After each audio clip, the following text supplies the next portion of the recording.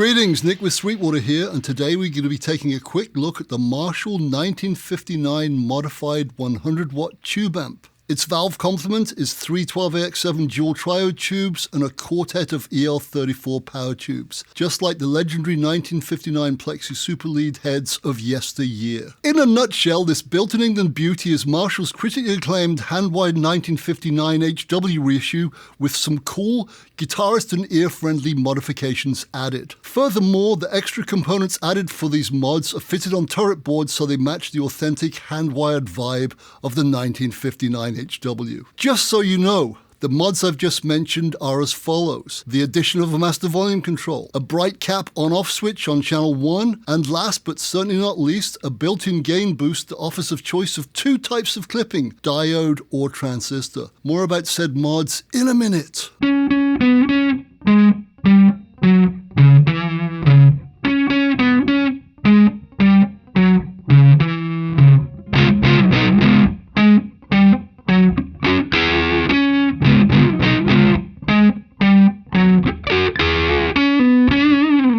As I know you know, the 100-watt 1959 Super Lead Plexi head is not only legendary, it's a cornerstone of the sound of rock we know and love today. When this tube-driven monster first reared its head in the mid-60s, there was literally nothing that sounded or felt like it. It was the answer to rock guitarists' prayers and was quickly adopted by the likes of Eric Clapton during his Cream days, Jimi Hendrix, Pete Townsend, Jimmy Page, and a myriad more. And, as the saying goes, the rest is history, my friend. It is history.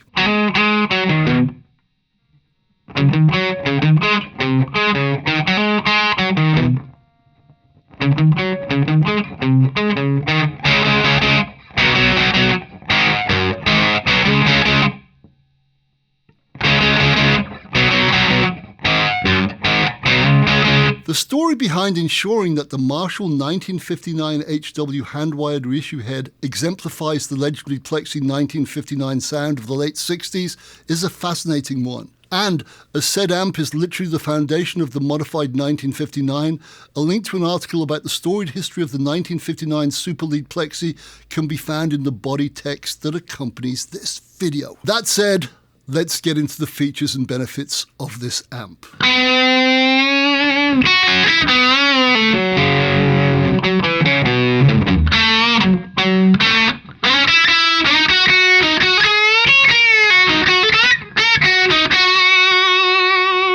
Just like its famous forefathers, the controls on the 1959 modified are as follows, going from left to right. First, we have 4 tone controls. Presence, which works with the feedback loop of the power amp section, then the tone stack that comprises of controls for bass, middle, and treble. Next up are 2 volume controls labeled 1 and 2 via Roman numerals. Volume 1 is for the so-called high treble channel, while volume 2 is for the darker sounding, less aggressive normal channel. And just so you know, channel 2 is the one I use when playing Sunshine of Your Love. Very badly actually, but hey, right channel, wrong notes maybe. These 2 channels aren't switchable, by the way, but they can be blended together via either a Y cable or by jumping the channels. More about that later. To the right of volume 1, we have inputs for channel 1 and channel 2. Now, on the original 1959s, each channel had 2 inputs. The top one for each being high sensitivity and the bottom one being low sensitivity. But, as you can see, there's now a master volume control living where the low sensitivity input for channel 1 used to be. And that, my friends, segues us nicely into the first of the modifications on this bad boy, namely, the master volume control. Duh.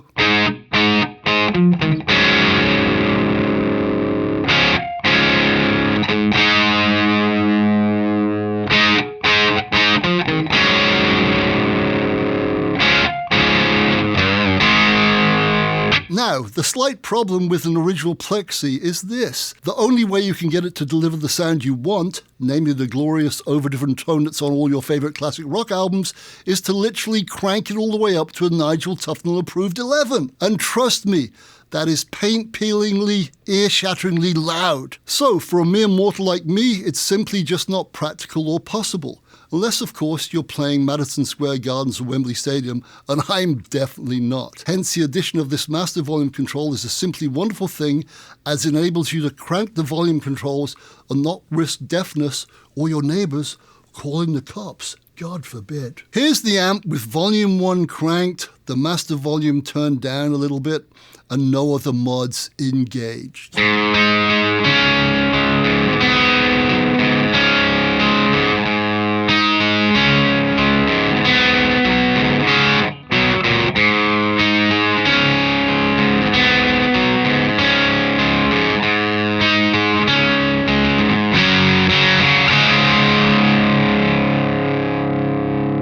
Yeah, sold. Not shabby. Not shabby at all. Now, there are a few possible places in the 1959 circuit where a master volume can be added, including after the phase inverter. That stated, Marshall opted to put it before the tone stack, as that's where they felt the sound remained fattest at lower volumes. As my old mate Steve Smith over at JMP told me, it retains the low end better.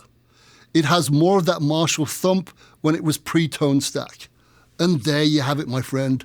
There you have it, from the Brits themselves. Just so you know, when the master volume is cranked all the way up to 10, you get the deafeningly full impact of the amp's very conservatively rated 100 watts of power. That said, the master volume control doesn't use a no-load pot, so it's always in the circuit. Will the resulting added resistance have a tonal impact?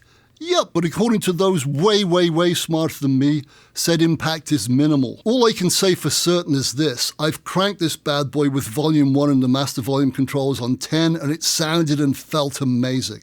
Now, I know what you're thinking. Did I use a reactive load box to attenuate the resulting window-shattering volume? Of course I did! I'm not as stupid as I look, my friend. I'm not as stupid as I look.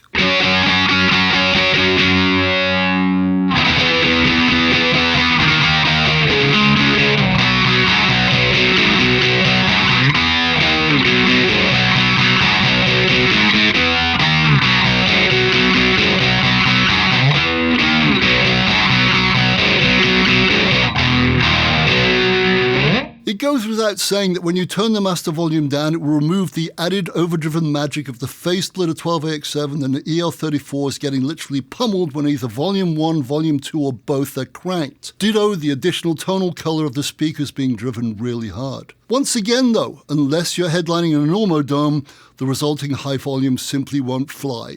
The soundman will tell you to turn down, way down. And your bandmates will probably tell you the same thing too. And that, to my mind, is where the mod we're going to look at next really shines, namely the 2 gain boost options via extra clipping.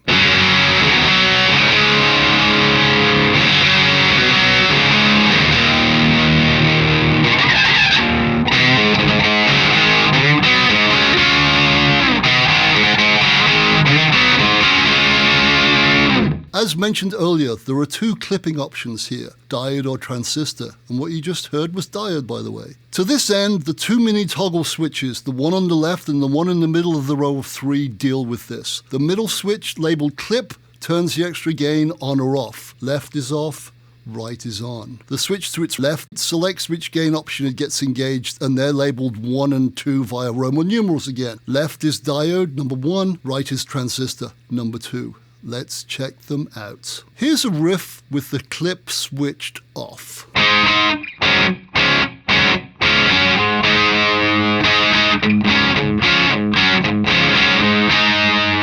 And here it is again, but this time with the diode clipping kicked in.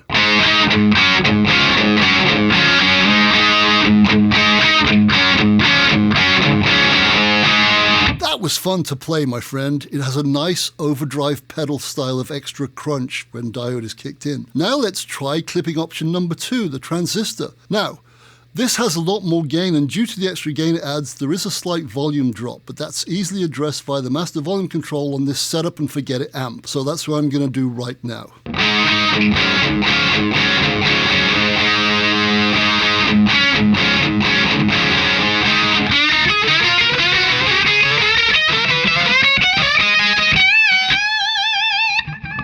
As you just heard, the transistor clipping definitely creates an edgier, grittier, more aggressive sound. To be honest with you, as opposed to lying, I like them both.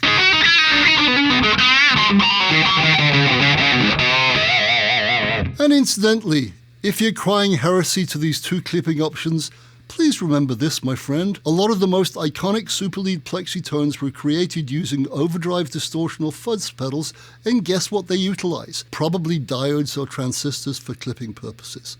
Just saying. Anyway, the last mod is brought to us via the mini switch on the right labelled bright. And as its name implies, it switches the bright cap on channel 1 off and on. Left is off, right is on. Now, when volume 1 is turned down, the 4.7 nanofarad bright cap makes the sound piercingly bright. It's really shrill and, to be honest, almost unusable to my ears.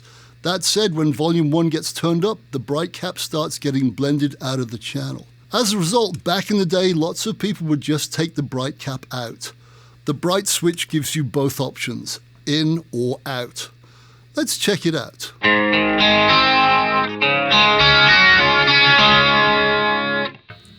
Ouch! Let's switch the bright cap out, shall we?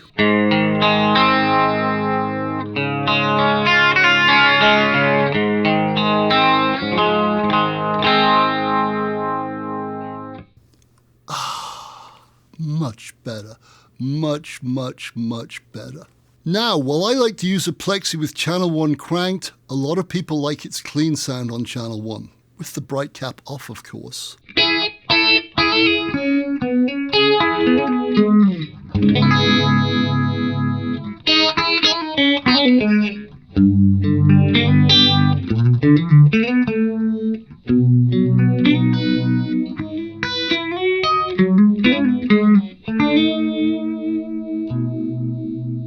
At cleaner settings like this, the 1959 Modified is a great pedal platform amp too. In fact, the pedal guys from my homeland did a great video on this amp that really hammered that truth home. Finally, if you want to blend both channels on the 1959 Modified, you can do so via jumping the channels, even though you've lost one of the 4 inputs. All you have to do is this. You use the top input of the normal channel as your input, and then use a patch cable to jump the bottom input of channel 2 to the high sensitivity input of channel 1, just like this. Now I can use both channels. Or you can do what Eric Johnson does and use a Y cable adapter just like this one. Try both methods and see which one sounds better to your ears and feels better to your fingers.